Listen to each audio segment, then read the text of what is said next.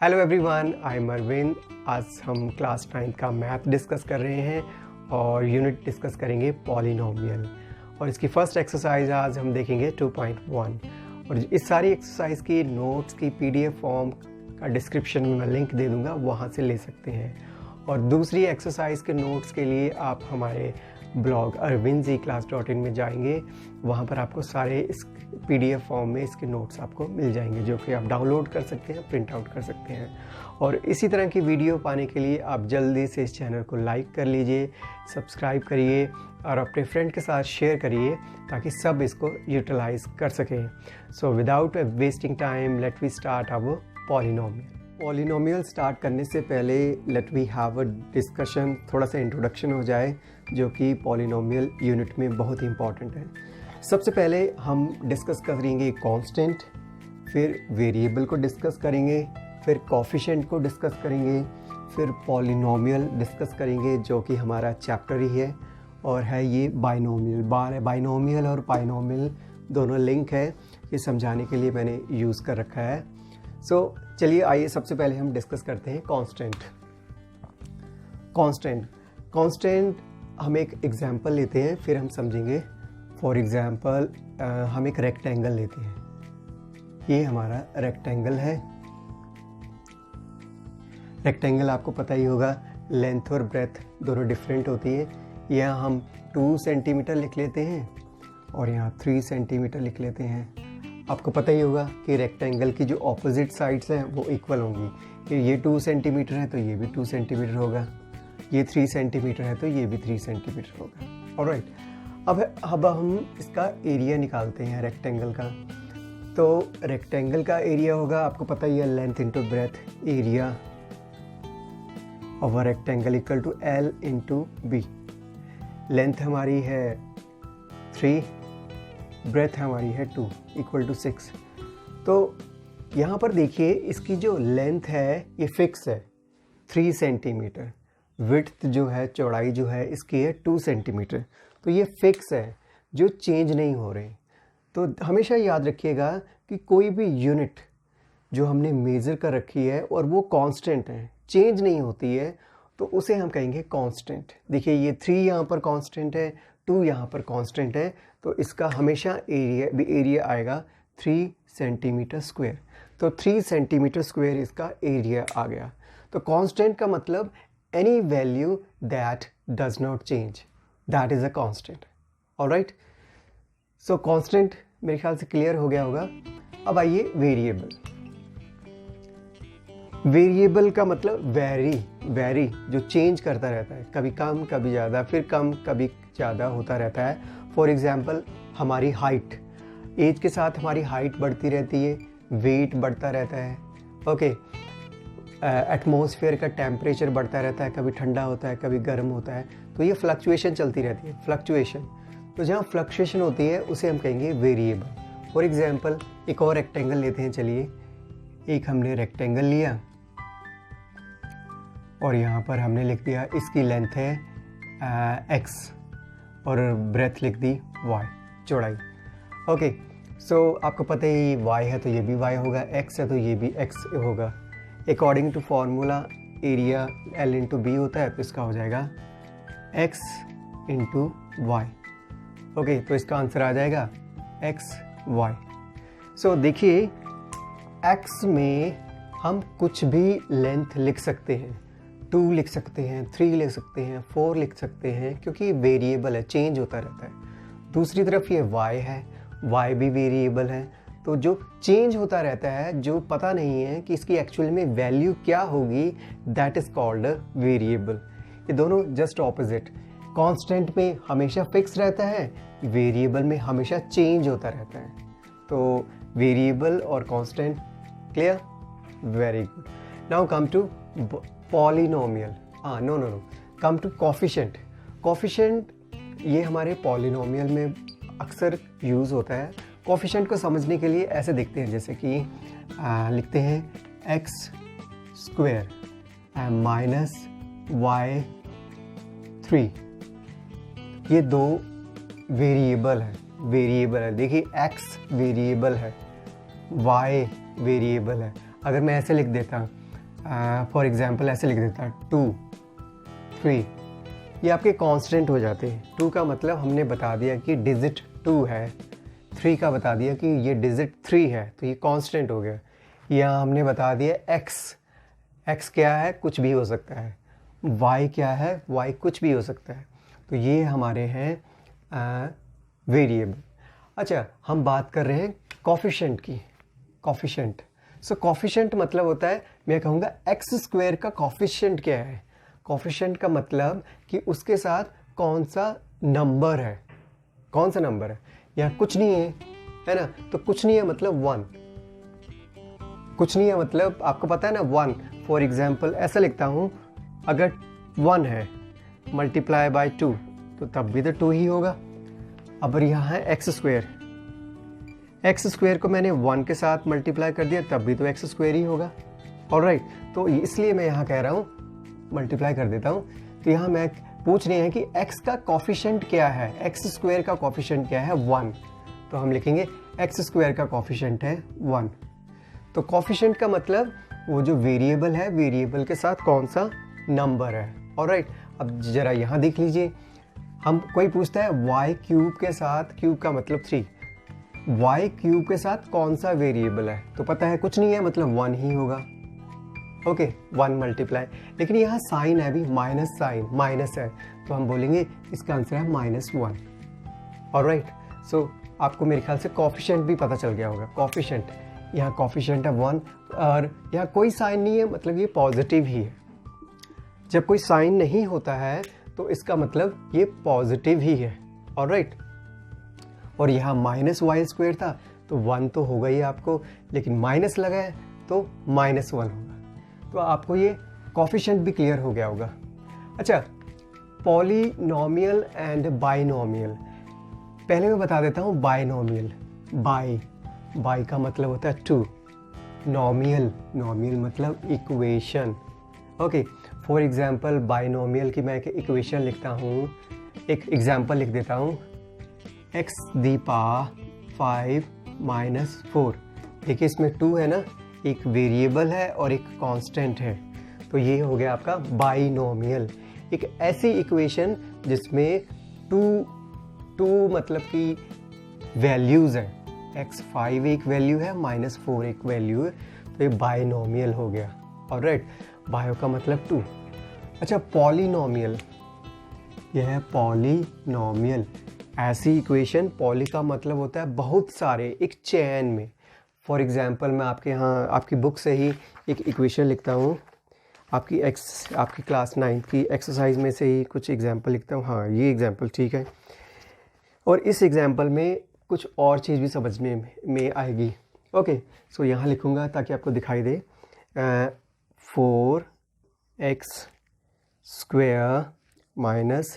- 3x + 7।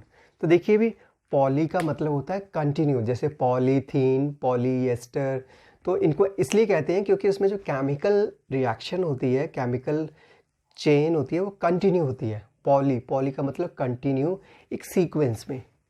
सो देखिए यहाँ x², x की वैल्यू है 2, फिर x है, x की वैल्यू है कुछ नहीं है मतलब 1 है, पर ये 7 है कांस्टेंट, ये भी वेरिएबल है, ये भी वेरिएबल है, ये कांस्टेंट है। तो हमेशा याद रखना, कांस्टेंट है तो इसका मतलब इसके साथ x की पावर 0 है, क्योंकि हम ये 1 वेरिएबल है, x यहाँ भी है, x यहाँ भी है, x यहाँ भी है। ओके, सो x0, ये बात याद रखना कि जब x 0 होता है इसका मतलब होता है 1, तो हम लिख सकते हैं ना 7 × 1 = 7 ही तो होगा। तो अगर कांस्टेंट के साथ हम कहेंगे कौन सा पॉलिनोमियल है, 7x⁻�0। ऑलराइट, तो आपको मेरे ख्याल से सारे ये पॉइंट क्लियर हो गए होंगे। कांस्टेंट किसे कहते हैं, वेरिएबल किसे कहते हैं, कोफिशिएंट किसे कहते हैं, पॉलिनोमियल किसे कहते हैं, एंड बाइनोमियल किसे कहते हैं। तो अगर आपको ये सब कॉन्सेप्ट क्लियर हो गए हैं तो आप एक्सरसाइज 2.1 करने के लिए रेडी। आइए अब हम पॉलिनोमियल की फर्स्ट इक्वेशन 2.1 का फर्स्ट क्वेश्चन डिस्कस करते हैं। तो सबसे पहले हम इस क्वेश्चन को समझ लेते हैं कि इस क्वेश्चन में क्या पूछ रखा है।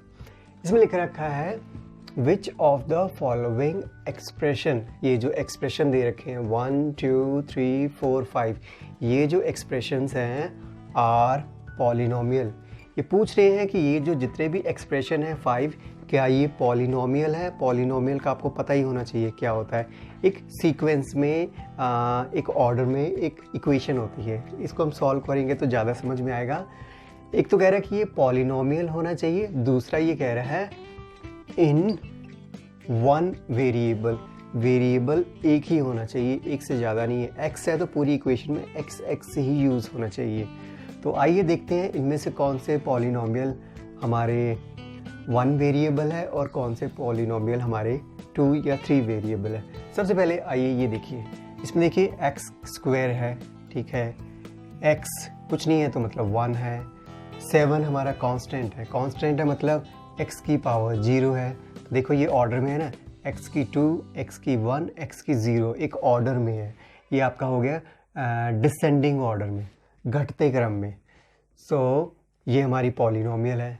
एक तो ये पॉलिनोमियल होगी, तो फर्स्ट का आंसर हो गया फर्स्ट क्वेश्चन नंबर 1, यस ये पॉलिनोमियल है। दूसरा है 1 वेरिएबल, देखिए यहाँ भी x है, यहाँ भी x है, यहाँ भी x है, हाँ ये 1 वेरिएबल है। तो दूसरा हो जाएगा 1 वेरिएबल, 1 वेरिएबल भी है। आइए अब क्वेश्चन नंबर 2 में चलते हैं। क्वेश्चन नंबर 2 में देखिए इसमें है y स्क्वायर, ठीक है। अब यहाँ पर कोई वेरिएबल नहीं है तो यहाँ हम लिख सकते हैं y की पावर 0। तो देखो एक ऑर्डर में हो गया ना, पहले 2 है, 1 नहीं है लेकिन एक ऑर्डर में है, y 0 हो गया। तो ये हमारी पॉलिनोमियल भी है और हमारी 1 वेरिएबल है, क्योंकि यहाँ भी y है, देखिए यहाँ भी y है, मतलब जो भी हम कुछ ले सकते हैं। तो ये नंबर 2 में आ जाएगा, यस ये पॉलिनोमियल है और ये 1 वेरिएबल भी है, 1 वेरिएबल। अब आ जाइए क्वेश्चन नंबर 3 में, यही करते हैं। क्वेश्चन नंबर 3 में देखिए सबसे पहले ये पॉलिनोमियल है। इसमें देखिए t, चलिए ये t के मतलब t की पावर 1/2 हो गया, t का रूट लिख लो या t की पावर 1/2 लिख लो, एक ही बात है। और लेकिन हाँ यहाँ भी ये है t है, लेकिन ये जो है ना ये प्रॉब्लम दे रहा है हमें, ये होल नंबर नहीं है। मतलब कि ये होल नंबर 0 से लेके 1 2 3 4 5 ऐसा कोई नंबर नहीं है। ये x की पावर ऐसा हो जाएगा, ये 2 की पावर 1/2 हो गया है। तो ये हम कहेंगे पॉलिनोमियल नहीं है और 1 वेरिएबल भी 1 वेरिएबल है। तो थर्ड का आंसर आएगा नो, ये पॉलिनोमियल नहीं है। नो, हाँ बस इतना ही लिखते हैं। नंबर 4 आ जाइए। नंबर 4 में देखिए कहाँ गया नंबर 4, हाँ ये तो है, ये वेरिएबल है, लेकिन यहाँ पर देखिए जी 2 की पावर y आ गया। 2 तो हमारा कांस्टेंट है, 2 के नीचे मैंने y लिख दी है, तो ये तो होल नंबर ही नहीं हुआ। मतलब कि 0 1 2 क्लियर नंबर होना चाहिए ना, ये देखो पावर y लगा दी है तो हमें पता ही नहीं है y क्या है, तो ये भी पॉलिनोमियल नहीं है। 4 में भी हम लिखेंगे नो, ये भी पॉलिनोमियल नहीं है। आइए अब हम क्वेश्चन नंबर 5 देखते हैं। इस क्वेश्चन नंबर 5 में देखिए ये 50 है, फिर 10 है और ये y की पावर 3 है। ये पॉलिनोमियल तो है, एक ऑर्डर में है मतलब, लेकिन इसमें देखिए वेरिएबल ये x है, ये y है, ये t है, तो 3 डिफरेंट वेरिएबल हो गए ना। तो इसका आंसर ऐसे लिखेंगे, यस ये पॉलिनोमियल तो है लेकिन इसमें 1 वेरिएबल नहीं है, 3 वेरिएबल है, THREE 3 वेरिएबल्स। ऑलराइट, आइए चलिए अब हम सेकेंड क्वेश्चन देखते हैं। पहले क्वेश्चन को समझ लेते हैं कि क्वेश्चन में क्या पूछा है। लिखा है right the coefficient of x square. यहाँ जितने भी ये 4 क्वेश्चंस हैं इनमें एक्स स्क्वायर का कोफिशिएंट क्या होता है, आपको पता ही होगा कोफिशिएंट क्या होता है। Okay, coefficient in each of the following expressions. So चलिए हम 1 बाय 1 करते हैं तो फिर समझते हैं। पहला क्वेश्चन करते हैं। पहला क्वेश्चन ये देखिए, कह रहा है एक्स स्क्वायर का कोफिशिएंट, एक्स स्क्वायर ये है बताइए इसका कोफिशिएंट क्या होगा। कोफिशिएंट मतलब इसके साथ कौन सा नंबर हो सकता है, कौन सा डिजिट हो सकता है। देखिए यहाँ कोई नंबर नहीं है, कोई नंबर नहीं। आपको पता है मल्टीप्लाई, जब 1 के साथ हम किसी को भी मल्टीप्लाई करते हैं, जैसे कि 1 को हम, जैसे 2 है तो 2 को हम मल्टीप्लाई करें 1 के साथ तो हमें 2 ही आंसर आएगा। तो यहाँ पर देखिए हमारा है एक्स स्क्वायर, तो एक्स स्क्वायर के यहाँ कुछ नहीं है तो हम 1 लिख सकते हैं क्योंकि रिजल्ट तो सेम ही आएगा।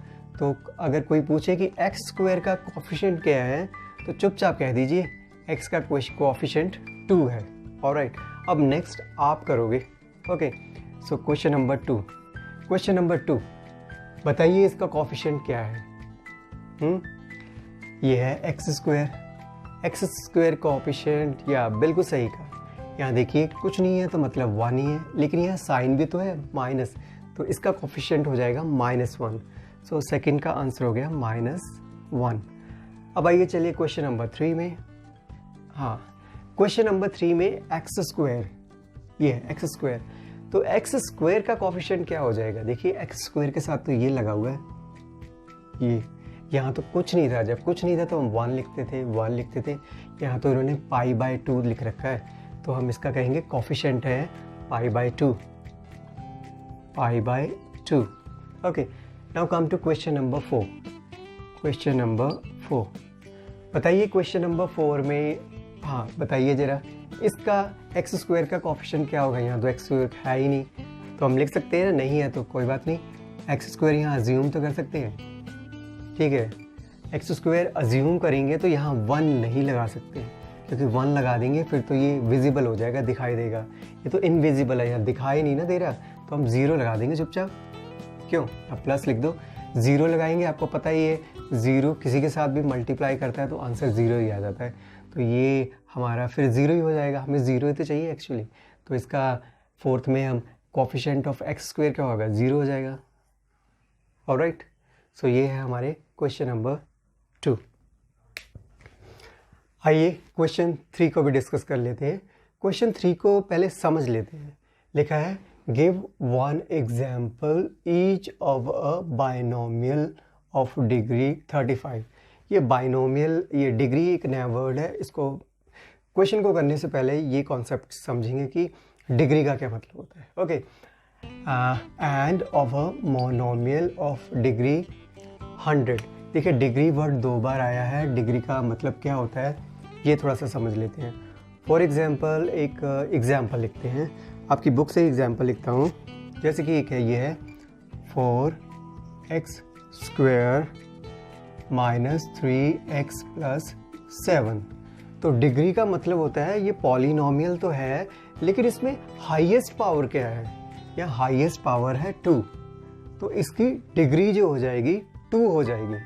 ऑलराइट, सो डिग्री का कॉन्सेप्ट क्लियर हो गया होगा कि डिग्री का मतलब क्या है, पॉलिनोमियल में सबसे बड़ी पावर क्या है।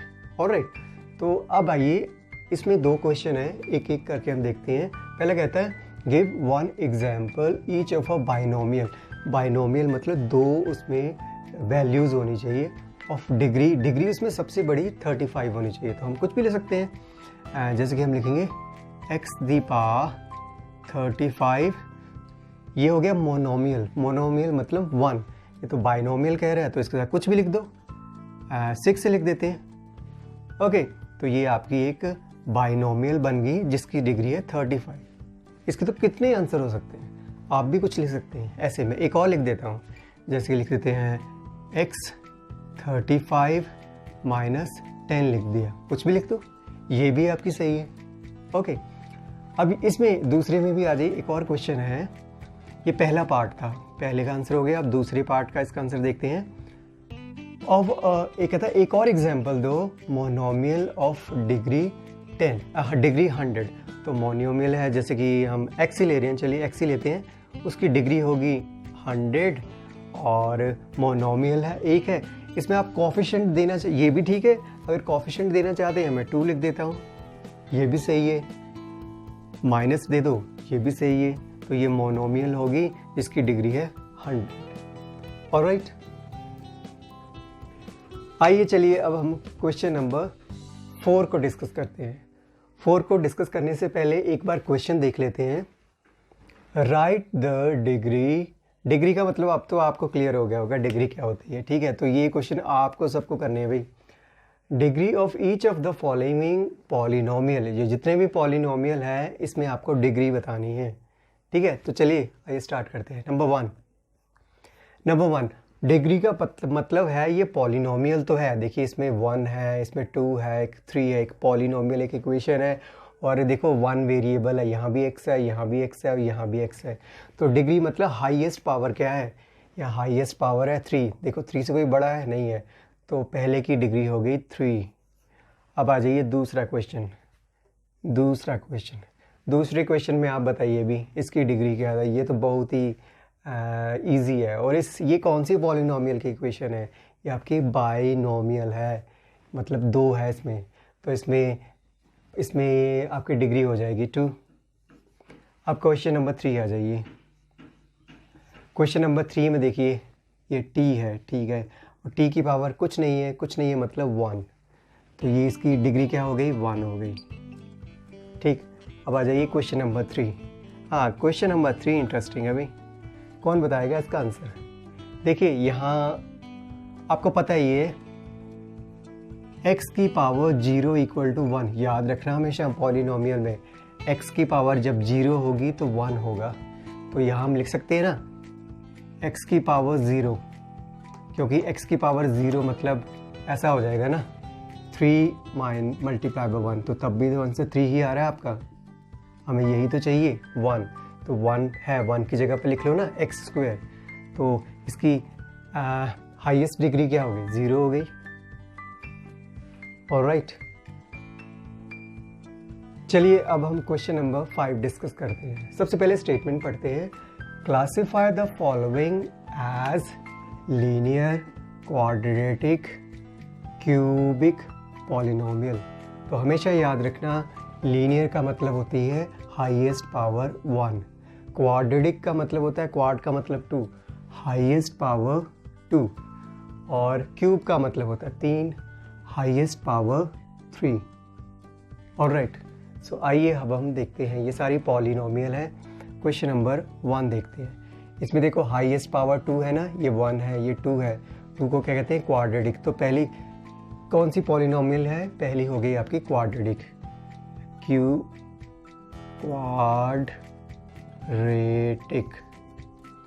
क्वाड्रेटिक हो गई। अब आ जाइए क्वेश्चन नंबर 2 में। क्वेश्चन नंबर 2 में देखिए बताइए, ये तो x की पावर 1 है, ये x की पावर 3 है, हाईएस्ट पावर है x की 3, तो x की पावर हाईएस्ट क्या होती है, क्यूबिक, तो ये होगी आपकी क्यूबिक, ये क्यूबिक पॉलिनोमियल हो गई। अब आ जाइए 3 में देखिए, इसमें देखिए ये है x की पावर कुछ नहीं मतलब 1 हो गया, x की पावर 2 होगी, ये कांस्टेंट है, सॉरी y है, y की पावर 1, y की पावर 2 और ये 4 है।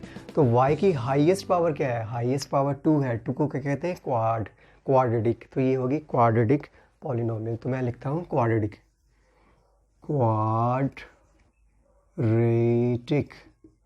ये क्वाड्रेटिक होगी। अब आइए क्वेश्चन नंबर 4 में। क्वेश्चन नंबर 4 में है, देखिए ये तो है हमारा 1 कांस्टेंट, और ये x है, x की पावर कुछ नहीं है मतलब 1 है, तो 1 को हम क्या कहते हैं, लीनियर, तो ये हमारी होगी लीनियर, तो यहाँ पर लिखेंगे लीनियर, LINEAR, लीनियर हो गई। अब आ जाइए क्वेश्चन नंबर 5 में। क्वेश्चन नंबर 5 भी इजी है। देखिए ये तो आपका एक ही इसमें वैल्यू है, और t की हाईएस्ट पावर क्या है, 1 है, तो 1 को क्या कहते हैं, लीनियर, तो ये हमारी हो गई लीनियर, LINEAR, लीनियर हो गई। अब आ जाइए क्वेश्चन नंबर 6 में, तो यही लिखते हैं क्वेश्चन नंबर 6। क्वेश्चन नंबर 6 में देखो, इसमें भी एक ही वैल्यू है और हाईएस्ट वैल्यू क्या है, 2, और 2 को हम क्या कहते हैं, क्वाड्रेटिक, तो यहाँ लिख दीजिए ना क्वाड्रेटिक,